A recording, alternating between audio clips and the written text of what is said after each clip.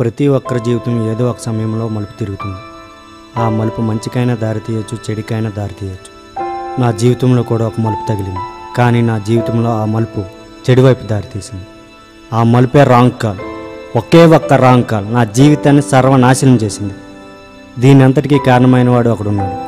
ఆ కాల్ చేసి నా జీవితాన్ని నాశనం చేసింది వాడే.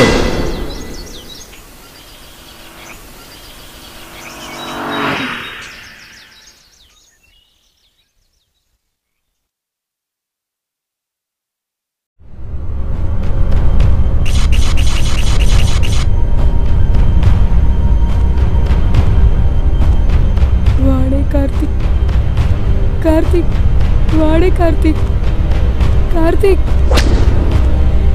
వాడే కార్తిక్. రైట్.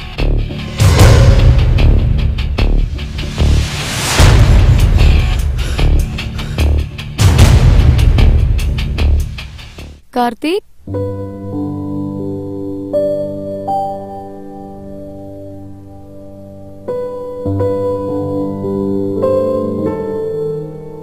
ఆఫీస్కి టైం అవుతుంది. ఈరోజు ఆఫీస్కి వెళ్ళాలని లేదు ప్రియ. ఏ? కొత్త ఇల్లు, అందమైన పిల్ల, ఈ స్వర్గం లాంటి ప్రపంచాన్ని వదిలి వెళ్ళాలనిపించడం లేదు. ఈ స్వర్గం కావాలంటే ఆఫీస్కి వెళ్ళాలి మరి. ఓకే, ఇలాంటి ప్రపంచాన్ని వదిలి వెళ్ళాలంటే ఒక తీయని జ్ఞాపకాన్ని ఇస్తే వెళ్తా. తీయని జ్ఞాపకమా? అవును, తీయని జ్ఞాపకం. ఆ జ్ఞాపకాలన్నీ తర్వాత, ముందు ఆఫీస్కి వెళ్ళు.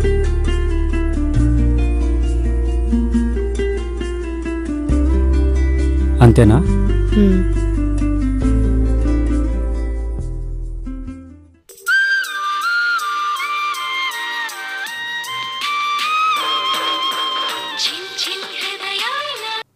హలో హలో, ఎవరు? హే బేబీ, నీ వాయిస్ ఎంత సెక్సీగా ఉంటే నువ్వు ఇంకెంత సెక్సీగా ఉంటావే. నిన్ను చూడాలని నా బాడీ అంత తహతహలాడుతుంది. ఎవడ్రా నువ్వు? మగాన్ని. మీ ఆయన ఇంట్లో లేడు కదా, నన్ను రమ్మంటావా?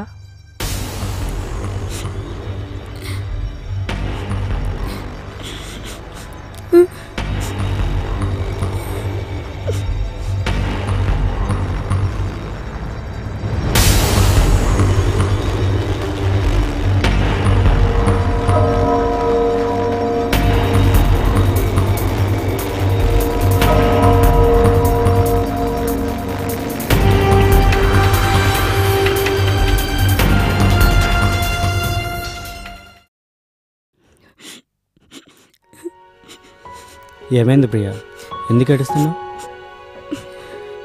ఎవరో కాల్ చేశారు, పిచ్చి పిచ్చిగా మాట్లాడుతున్నారు. ఏదో రాంగ్ కాల్ అయి ఉంటుందిలే, లైట్ తీసుకో.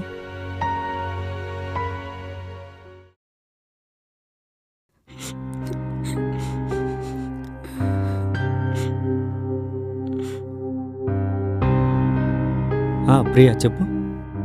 కార్తిక్ ఈరోజు కూడా ఫోన్ చేశాడు.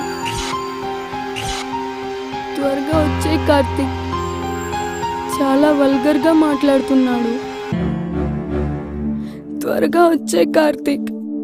ఓకే ఓకే, కంగారు పడుకో, ఏం భయం లేదు. నేను పోలీస్ స్టేషన్లో కంప్లైంట్ ఇచ్చి వస్తాను, ఓకేనా? త్వరగా వచ్చే, చాలా భయంగా ఉంది.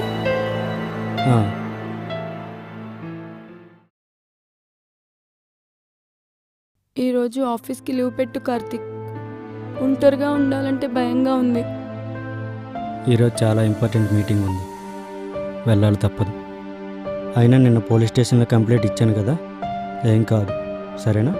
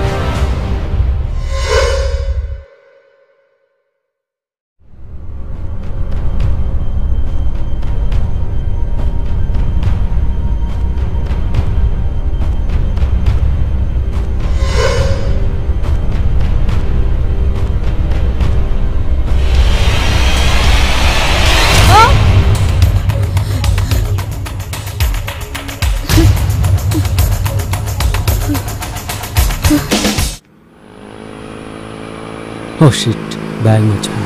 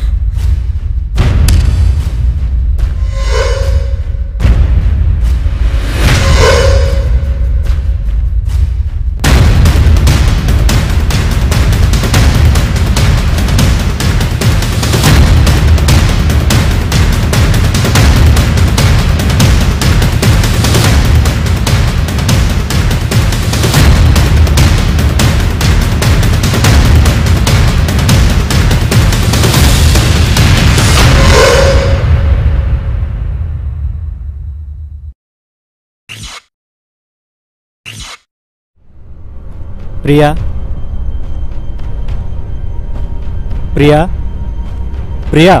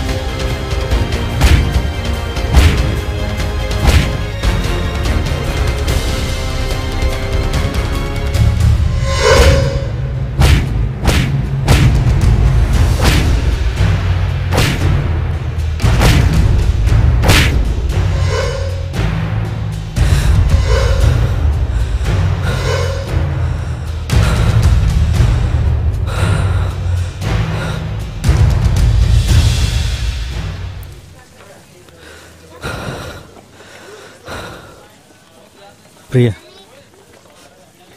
ప్రియా, చంపేశాను ప్రియా, వాడిని చంపేశాను ప్రియా.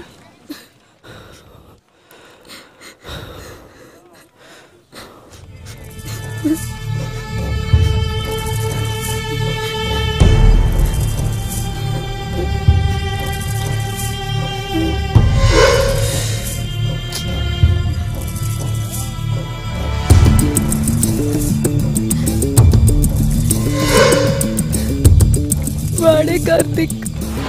జీవితంలో కొన్నిసార్లు ఏం చేయాలో అర్థం కాని పరిస్థితి వస్తుంది. ఆ పరిస్థితి నన్ను ఎలా మార్చిందంటే, ఎవడో తెలీదు, ఎక్కడుంటాడో అంతకంటే తెలియదు. కానీ నాకు డౌట్ వచ్చిన ఎవరిని వదిలిపెట్టేది లేదు, చంపుతూనే ఉంటాను. ఇది పగ కాదు, ప్రతీకారం కాదు, న్యాయం కోసం జరిగే యుద్ధం.